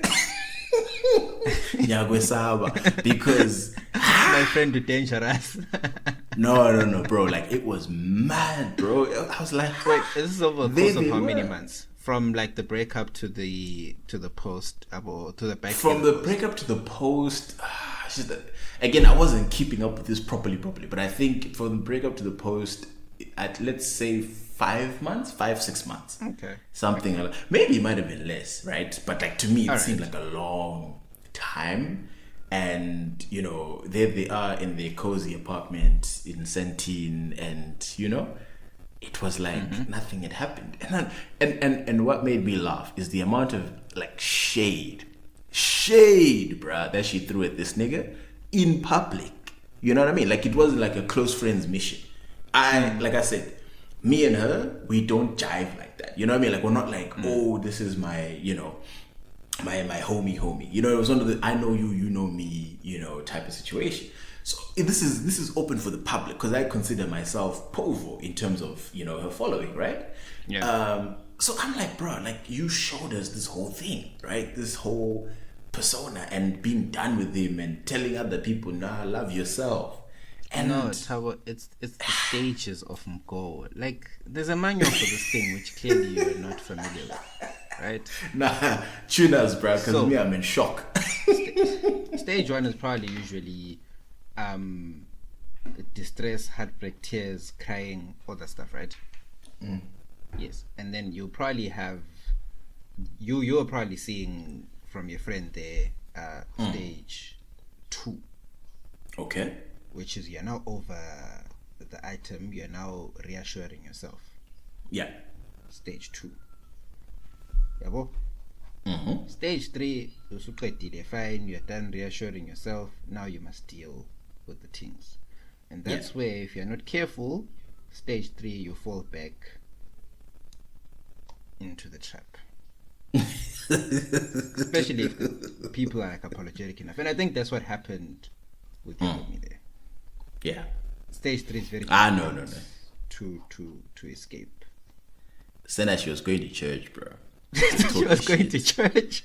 Like, no, like, me personally, I bought it, bro. I was like, because there's some people out there who are, you know, one foul and out. You know, once you strike out, you're out. There's no comeback. And she struck me as one of those, right? Again, we're not close, so maybe it was just a facade of thinking that you know someone on social media, but wasn't. I mean, this is something that I think you once, was it you who said it? I've forgotten who once said it. that you'd be surprised how many people don't think that cheating is a deal breaker. So I may think that it is. Someone else might think that it is. You might think that it is. Yeah, I think I said that. And you might have the view of looking at someone thinking, when you'd never accept it. And then, boom. And that's just because... No, but Senna, it clearly was a deal breaker for her because, again, she dumped the nigga. You know? Yeah, of course. But there's deal breaker and then there's like deal breaker. I can still say, hey, what's up? And I think if you're going to be committed to it being a deal breaker, then be committed to it being a deal breaker. Yeah, no. Yeah, Gunzima. But anyway, guys, they are happy, they are vacationing, they are smiling. So all's well that ends well. At the end of the day, love Let me wins. guess. Now the post is probably something along the lines of, so if it was a few months ago, maybe it was I'm in love with who I'm becoming, or the woman I'm becoming. Let me guess. The heart wants what it wants. It's one of them soulmate items. That's the last one I saw. It was about soulmates. Yeah, same WhatsApp group. Yeah, in there. I'm Jolo's rough, guys. I'm joking. You must believe in that thing. Anyway, moving on to the next topic, Mr. Moyo. Formula One is heating up. It was an amazing race for anyone who wasn't paying attention. And this weekend's Grand Prix is going to be lit. It's going to be lit. I'm still trying to hustle some tickets and get my ass to Abu Dhabi. Oh shit, for real? So no, because the thing is, it's the race is on Sunday, and Sunday is a work day.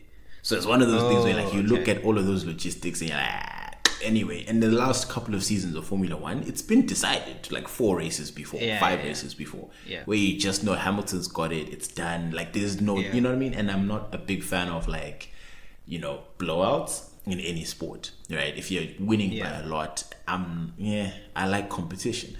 So Yankees I didn't anticipate this, and then now I'm scrambling around where tickets were there for a bit over $100, and now tickets they're only selling the package items, so you have to be there for like 2 days, 1, and then 2 years. They're going for like $500-$600, and this is for like POVO, So it's what I'm talking to the connections. Let's see if anyone can make things happen. Okay. No, but I mean, if you can go to the Grand Prix, that would be lit. You'll go on my behalf. Like, wait, in terms of affordability, I've always heard that F1 tickets are super expensive. Are they like as expensive as people say? Is the thing that they do that's smart is they will usually attach it to other shit. So it's not going to be like, you got tickets to the Chelsea game. Boom. You came to watch the game and you left. It's the game plus brunch plus this and access to that, where it has to now be a certain price point. So that's how they do it. They're pretty slick about it, and that's how it now adds up to you've now bought tickets for the whole weekend. Rather than just the race, because also they're smart, because they want you to be there. They want the atmosphere to be there in the city. So if they're in Joburg, they want the whole weekend in Joburg to be lit, not just race day, so very, very rarely will you get like an individual ticket to the race. Okay. But yeah, man. So I think what we actually want to talk about specifically with regards to this is obviously, after Drive to Survive aired on Netflix, a lot of people became F1 fans, and I'll speak for myself in particular, right? So I started watching F1 around early 2000s there when Schumacher was in Ferrari, and that's how I became a Ferrari fan, right? And then Schumacher retired, Ferrari sort of fell off, and then when I went to varsity, that's when I stopped following it religiously, right? So I think at the time Alonso was at Ferrari, and then Vettel was the champion. But I started following it religiously, and I followed it again in 2015 when Rosberg and Hamilton were going at it. And then when Vettel and Hamilton were also going at it, when Vettel joined Ferrari, I'd watch the odd Grand Prix. Now, what's happened is Drive to Survive, I think, aired on Netflix 2 years ago or 3 years ago. Yeah. They're 3 seasons in right now. Yeah, they're 3 seasons in now. And what it's done is it's inspired a lot of people to watch F1, right? Which I think is great. Like, I enjoy it. Because now I can come on Twitter on Sundays and I can see you guys' takes on the race. Or, there's excitement. Oh, he crashed. Yeah. Oh, Verstappen is whatever. Yo, Max is an idiot. Yo, we hate Max. Dickhead. Exactly, right? But obviously, within those tweets, come other tweets. And I always see this with like other sports, where people are like, since when are y'all fans of F1? Or when do you guys... why are you guys following it for the clout? Hey, why? I'm always confused by that, because I find watching a sport exclusively very boring. Not boring, but like it wasn't as fun when a lot of people didn't watch it, right? So now after Netflix, a lot of people now watch it. I can go on Twitter and every other tweet on a Sunday afternoon is about the race, right? And there's more people engaging in it. And it's just enhanced kind of the viewing experience, as for me in particular. But then you see a lot of people say, no, hey, you guys have weird takes. Hey, since when do you like it? Or you're just pretending. Like, so what? Yeah, like, what's the issue with that? Like, why I can about that? I can resonate with that because not specifically with F1, but when it comes to football, or rather especially basketball, given that I'm not American, right? So I think generally speaking, if you're American and you're on American Twitter, right, it's one of those things where there's a lot less gatekeeping because everybody kind of knows the sport enough, you know what I mean, to have a sensible opinion. But for me, who's not on American Twitter and not American, it's a very, if you follow me, there's like single 10, proper NBA fans, I always come across you guys' tweets and I'm like, okay, these are the guys who watch NBA. I don't follow it much because I'd have to wake up at like it's easy 4 a.m. to watch matches. I'm like, nah. It's easy to pick us out, right? If you follow me or you're on, generally Zim Twitter, SA Twitter, whatever, it's easy to pick up NBA fans because they stick out, right, on your timeline. So it's also easy to pick out the ones so we're a tribe, right? Yeah. So when then someone just pulls up out of nowhere, it's like, who the fuck are you, nigga? You know what I mean? Like, so it's one of those things where for me, I have no problem with someone like learning the game and stuff like that. Yeah. I have a problem. I don't like bandwagon fans, personally, right? No matter what the sport is, I don't like people who just jump on the bandwagon. What's a bandwagon fan?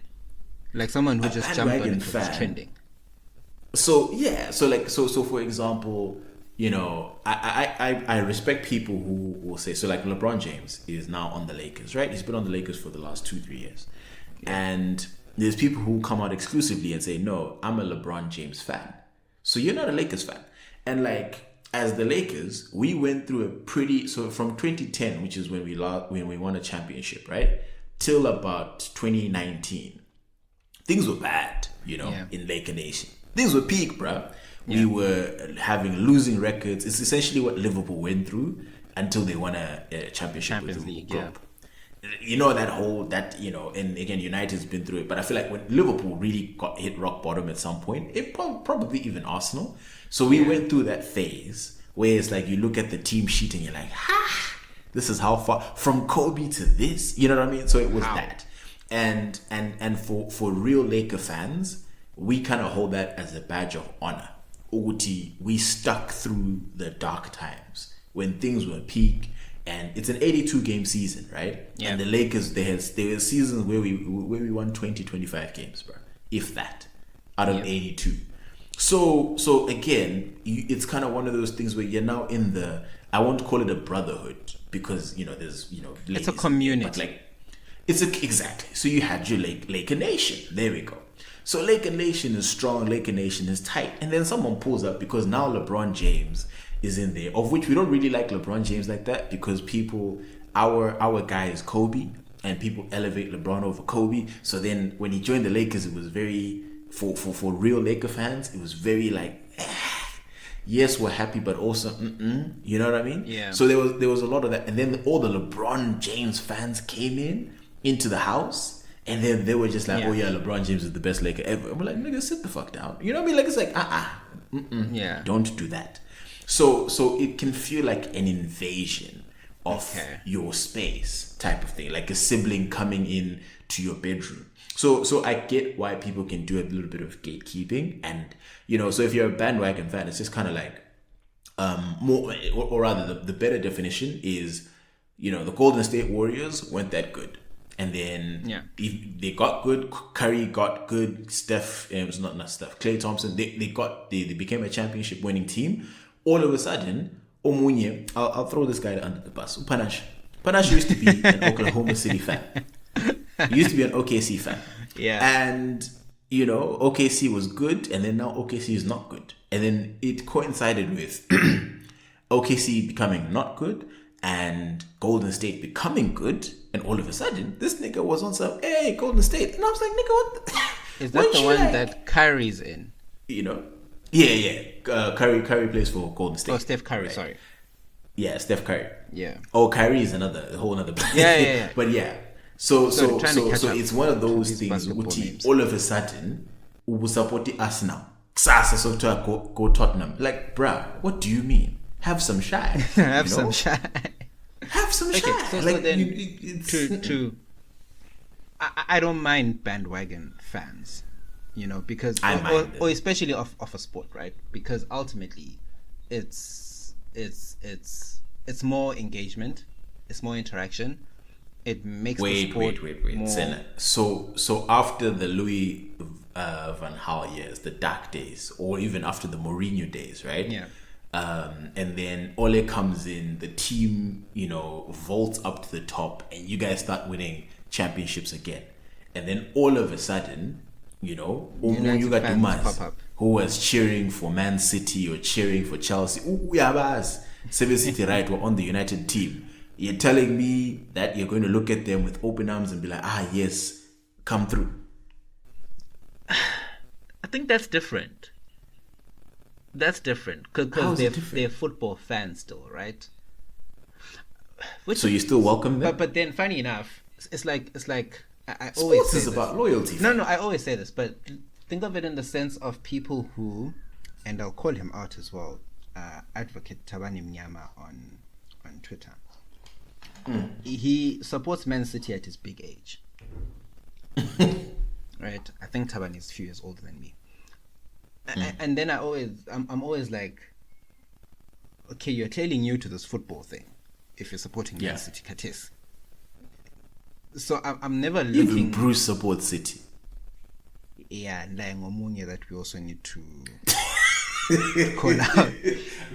But any Manchester, there's new teams that are like new to winning, where you're like, there's no way, no way you were a fan back in the day. See, I don't look at it as an invasion, but I look at it more as okay, you're not as big a fan. I can't it's inauthentic. Yes, it's not very authentic, right? And that's fine. Like let them exist and be fans, and that's okay. But you must just accept what you have people that are authentic and people that are not as committed to the cause as others may be, right?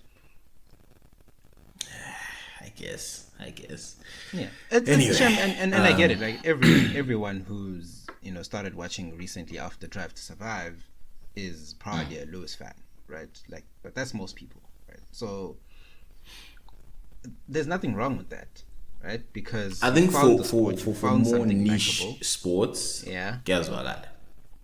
More niche sports like like F1. Like guess what? For F1, I get it. If people are just jumping on the bandwagon now, I absolutely get it. Because also, it's hard to watch F1, right? So like for example, if you're in Africa, for you guys, you just need DSTV.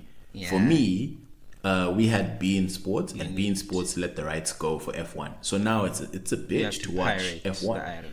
Yeah, so it's like you have to jump through hoops to watch the races. So like it's one of those things where the barriers to entry are a bit more complicated than with football. Any country that you go to, there's a way to watch Premier League football, you know. So like, I think in those type of situations, it's you know, nah, bruh, you have no excuse. But anyway, last one. So going back to the sevens thing, yeah. So just before we left the crib. So yeah, we leave next thing. So we've showered and about to have breakfast, yeah. And I'm like, babe, for that particular day, I'm like, you know what? I'm craving porridge peanut butter, right? So I'm like, babe, can you make porridge? And she goes, yeah, cool, I'll do it. Yeah. And then like 2 seconds later, she's like, actually, I'll make it tomorrow. I'm like, but why tomorrow? Because she's like, bruh, so she's like, what happens if, because obviously it's sevens, people are going to be, you know, getting lit and whatnot, right? Yeah. And poding. So she's like, so what happens if you go and get too lit and then next day you go and you throw up and then people say you can't see porridge. You just reminded me of the funniest story. So she literally then goes on to explain some trauma. So she's like, bruh, so Pela Tina at Kotko, so those who don't know what Kotko is, it's a big rugby tournament in Zim, right? That's held I think it's every year. Yeah, in Harare every year. So wait, what's the Hartsfield one? Is that not Kotko as well? No, Hartsfield is just Hartsfield Rugby Festival. Then Kotko is the, I think is the H one. Yeah, it's the H one.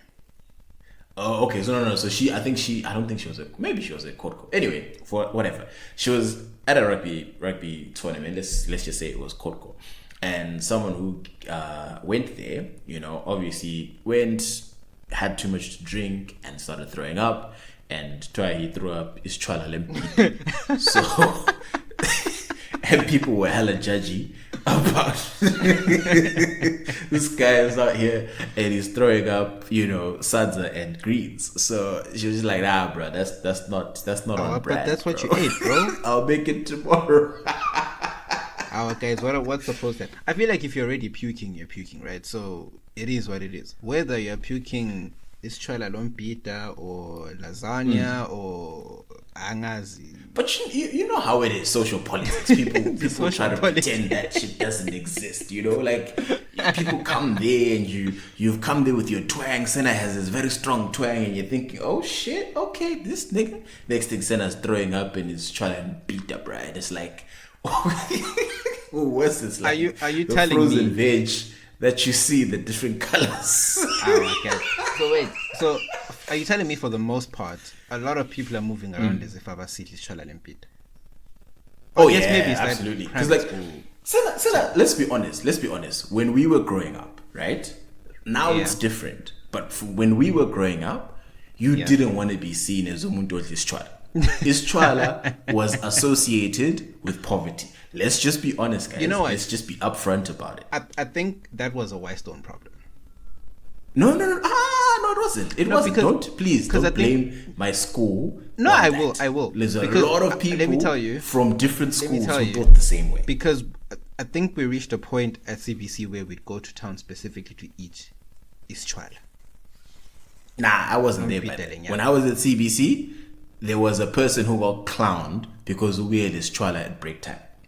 They clowned the shit out of him because he brought Ischwala at break time. And even there were certain people, like, I mean, rice wasn't a big deal, but it was a classism thing. If you pulled up with like nicely made sandwiches versus someone pulling up with fucking rice and stewed chicken, then it was different. It was different. So like that shit existed, you know, and that's not a Whitestone thing. I saw it all over different parts of Bulawayo. If you come in and now throwing up, even now, people throw the jokes about chicks who come to clubs, right? And they want you to buy champagne and shit for them. Candy, you know, when she throws up, she's throwing up big cool baked beans. You know what I mean? Like, this shit still exists. Yeah, that was evil, guys. I'm not evil. I'm just calling it like it is. The Tabo says you mustn't Let the record show that Tabo said you mustn't order more way if you're not going to start puking. It's Chwala Lompita. I didn't say You're that. full of I said, nah. Hey, listen, I'm calling it like it is. This is the reality that people live in. Yeah. Bro. Let's not pretend It doesn't and exist. sing kumbaya. But you said you had a story. What happened? No, it was the exact same thing, but it happened to someone else. Oh, It was this Chwala Lompita. But I don't know what it is. For some reason, or angazi, is it? I think that food takes long to digest. No, like legit. I think it takes long to digest, and so if you go out drinking like on a binge, it very easily comes up. I know alcohol will make sure that child bitter. But I mean, when we were young, that was the qila, right? When we were all kids, the qila was to eat at home before you go out, so that you don't overspend your money on food. You're not hungry.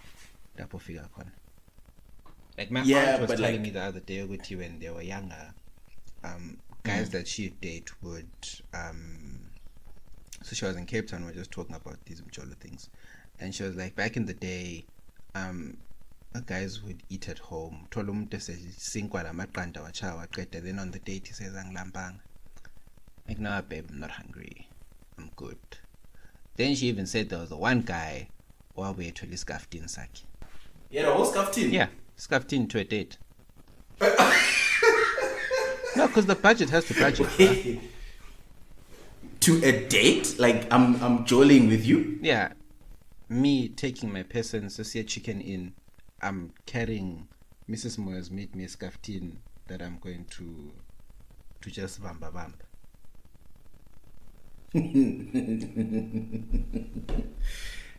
Yeah, no, it's very good, guys. What But is anyway, yeah, no, guys, I understand, because niggas is judgy out here, and if it's one thing for people to be like, I don't care what people think, but like when you're actually in those situations, if you're honest with yourself, it's a very small community of people who genuinely do not give a fuck. They're like, just like, bruh, this is me. Yeah. It's a very small number of people. I'm not saying they don't exist, but there's people who front like, hey, I don't give a fuck what people think. And then shit happens. You see the way that they move, bruh. They're doing hella damage control. You'll give plenty of the fucks, bro. Plenty. Because things will not be lit for you, fam. Imagine, because at the end of the day, practical situation. Mm-hmm. You're at the festival, right? You've chowed your chwala and beans or whatever, and you're there with your crush. You're trying to finesse things, and then you throw up, and it's like, it's just a bad look. I'm sorry, guys. It's just a bad look at the end of the day. And we've all admitted. I've seen your socials. We've admitted that we are shallow, right? What were the tweets that we were busy retweeting today? Uti, the guy said he pronounced tequila as tequila or something. Bro, like that. that thing was funny. Over. So he said, so like, he said, when did you know? When did you know that the date was going badly or whatever? Yeah, like I pronounced tequila as tequila, and then she reached out and grabbed her phone and started typing. So those things happen. You already know that they are roasting you in that group chat. Practical things. Yeah, no, those are very practical things. And at the end of the day, if people are shallow. People are shallow, So you have to care. Image is everything. Mm-hmm. Anyway, if you want a lesson in branding, hit me up. No, I'm kidding. I have no lessons in branding. I have terrible branding. No, Tabo's all about brand alignment, guys. Listen to him. No, but brand alignment is key. But I'm not saying I'm the hallmark. There's other people that I look up to who have impeccable brands. Love it. Anyway, let's move on to Siyazama. Siyazama is the part of the show where if you have any points of order, anything that you want to mention, anything that you want the Cheese Boys to cover, send us an email at 6footweights at gmail.com, the number 6ftweights at gmail.com, or you can add us on Twitter at 6footweights, same handle. Yes. And most follow people the podcast prefer to use the DM route when they discuss absolutely confidential and private things. Yeah. Shout out to you for trusting us with your name. We appreciate guys, that. we don't take it lightly. We don't take it for granted. Absolutely not. But anyways, the first one stems from. Hold on, let me get it open. We'll call her Anonymous. Right. So she says. So I met. Okay. This is not an actual siyasama, but I thought my life drama might interest you for the pod. Because why do men like pictures? Especially if they have your Instagram handle. Why not just go there? And you don't have to keep... Okay, so it comes from Zo. She says, we don't have to keep me anonymous. It's fine. But I want answers from you guys. I was like, Senna, what are you doing? No. So, okay, usually, guys, we keep these siyasamas and your DMs very anonymous. But this, she's like, you don't have to keep me anonymous. So that will put him Zo for the shout out. So, so shout out to you. So thanks for listening to the pod. We give thanks. So basically, her question, Tabo, is why do men want pictures so quickly? So her initial tweet is, "Hi guys, so I met a guy on Tinder. He was cute and the chats were fine. I gave him my number and straight from the jump, this is the chat. So I opened the chat. So the guy goes, hey, do you mind sending me your pics? She replies, yeah, I kinda mind. Like, for now, I'm like, why?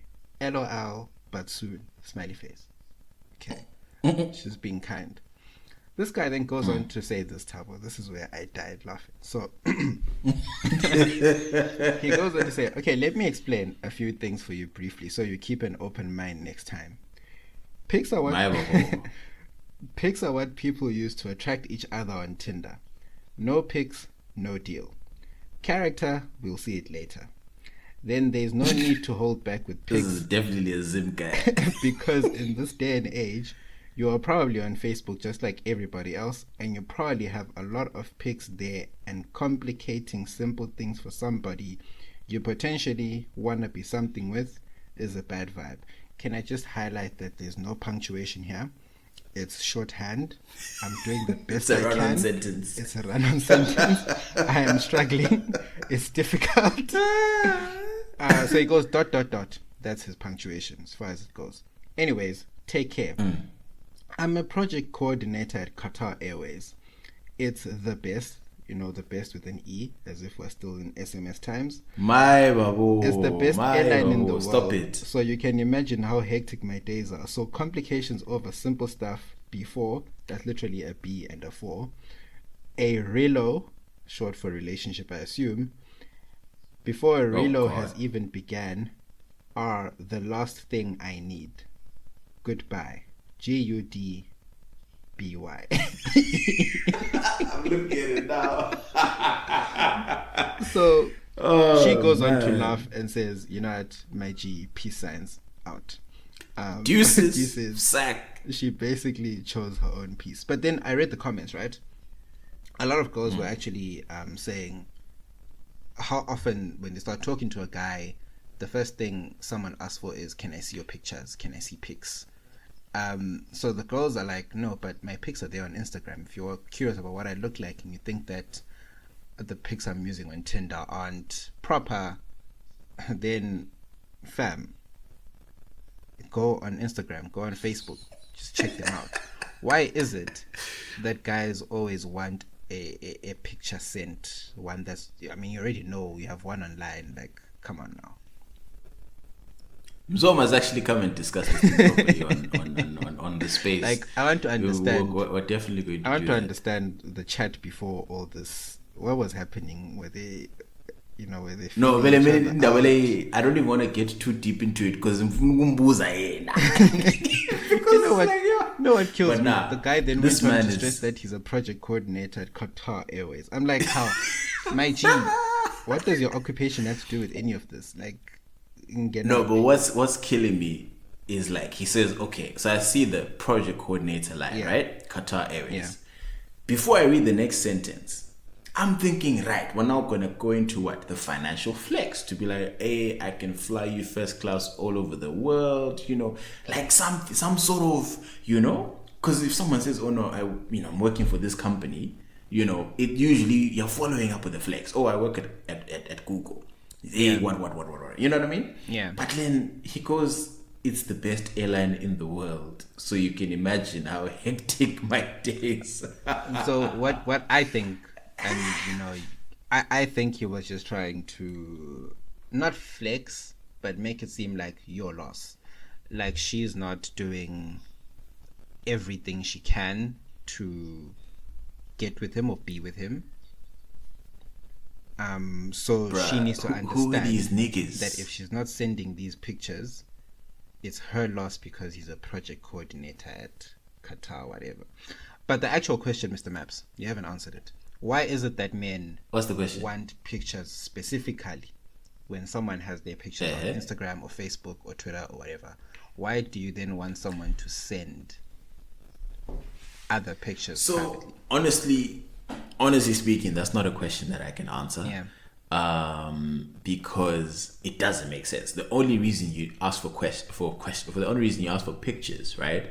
So if you're talking to the boys or whatever, it's like, yo, chuck us a pic, is because you don't have access to that person's media. You know what I mean? Like, if it was a case of your Instagram is public, then it's like, there's an Instagram. You know what I mean? Like, you just go there, you see the pictures if you really want to see the person. So I can answer that. Why would a man want a picture if there's no digital footprint of you? Then okay, yes, that makes sense. But like literally, there's Facebook, there's this, there's that, which she doesn't sound like she was unwilling to give. Yeah. Then this is hella creepy, bro. Like it's like, I don't know. Yeah. This is. I've personally never done this, but I can't think defend this guy. there's a certain, how can I put it? There's a certain mentality amongst a certain group of guys that says, okay, well, everyone's seen those. I want one for myself. That's the only funny special. Yeah, for me, especially tailor-made for me. Like I don't want. But then also when she's community. into you, those ones come automatically, Right? They'll you know come. what I mean? Like it's you don't need to ask for those because like those, you just see your inbox and like attached 10 items there, and it's you get exclusive content. Yeah. So like when you're now like send me a picture, it's tough. It's tough. You're already on the back foot. Yeah, no, you're already on the ropes, bro. You're already on the ropes, and you're not Ali. So it's peak. She must come talk about it on the space. Yeah, that will really be. No, definitely she's coming to the space to talk about this because Mr. Qatar Airways, if he's available, she must also invite him to the space, and we also hear, because there's always you gotta hear both sides. Gotta hear both sides. So invite Mr. Qatar Airways. Is Kulumela if he's not too busy. Okay. What's the second one? So the second one is remember a while back we asked for follow-ups and updates from people who sent their questions and stories and scenarios Gudala. So this was sometime in July, 27 July to be exact. This person has said, hey guys, so my issue is I have been dating a guy for 8 years and it's long distance. He is in Zim and I am overseas. We started dating when I was in high school, then moved away for uni. I have been trying to get him to move over because I have a good job. I am settled and I think it would make sense financially. He is anti-moving. I am now tired of the distance and have made that known the last few months. He has now suggested that we continue to date, but should start going on dates with other people to fill the gap. Yeah. Remember this, Mr. Maps? Yeah, I remember. I feel like he's doing this as a way to try and end things without taking responsibility for the breakup. I don't know what to think. Am I beating a dead horse, guys? Help a girl out. So, we answered it on the podcast. We kind of said, what did we say? I remember saying that this guy just wants to keep her there as, like an option. Yeah. But also have his cake and eat it locally and continue, with this. I think we also alluded to the fact that maybe he is trying to like end it but doesn't know how, so he's just easing into it. But Homegirl came back last week and said, hey guys, wanted to give an update on my Siyazama. I ended things with the long distance bae after a few long and difficult conversations. There was no one willing to compromise, so we just went our separate ways. So I guess, from what I read and from my suspicion is probably the guy was trying to initiate a breakup as she suspected. Because of the distance and stuff. So he just wasn't keen. It looks like he wasn't keen. And I'm not saying good long distance relationships don't work, but you require two people to be very, very, very committed to making it work without... Yeah, you have to be. Without hurting the other person or compromising, their feelings and all that stuff. But anyways, I think that's all, Mr. Maps. Okay. All right. Sorry that ended in that particular way, but glad that you are free. So, Amanda, guys, if you are interested, the ex listener is single and ready to mingle. So we're going to look it up. we're going to open the space to discuss your siazamas, but we can just bring Tinto in to, coordinate and liaise and put you in touch with other heartbroken people too. Or maybe not even heartbroken people, like just anyone who's interested, and then mingle. Yeah, no, this should be definitely a lot of fun. We are sure that, said listener is absolutely falling in love with the woman that she's become.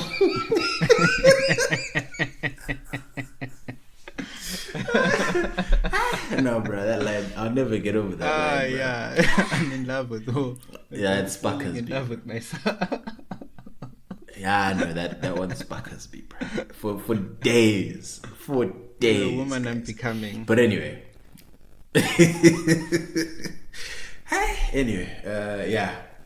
Mr. Moyo Asiva Lapo. As you know, guys, like the thing, retweet the thing, subscribe to the thing, or else we're gonna assume you are a hater. Oh shit! Quick shout out! Thank you to everybody for listening to the podcast. We published our statistics this year, and the podcast has grown. It's amazing, and yeah, I just wanted to really, really thank everybody for sharing, streaming, supporting. We really, really appreciate that, and we are glad that you guys are digging the content. So yeah, big shout out to you, the listener. This is our thanks. Yes. We give thanks. Obviously, when I Tabo knows, I don't look at the stats. I don't look at the numbers. I don't even check my own bank balance or airtime balance or any of that thing because I always feel like it will affect my outlook on certain things. So I might open the numbers, then I'm like disappointed, and then I might just, I don't know, be less motivated to do this. But yeah, don't worry, fam. They're not disappointed. Yeah, no, I had a look as well, and it was really great. I think over 300% growth or something like that. I was like, whoa, that's powerful. So guys, we give thanks. We see it in our mentions that the community is growing. So yeah, man, we'll keep keeping on. Next week is our last episode, by the way, so we'll try and make it a special one before we head out for the holidays. And yeah, that's it from me, Mr. Maps. All right. Now you said it. Anyway, Mr. Moyo. Later.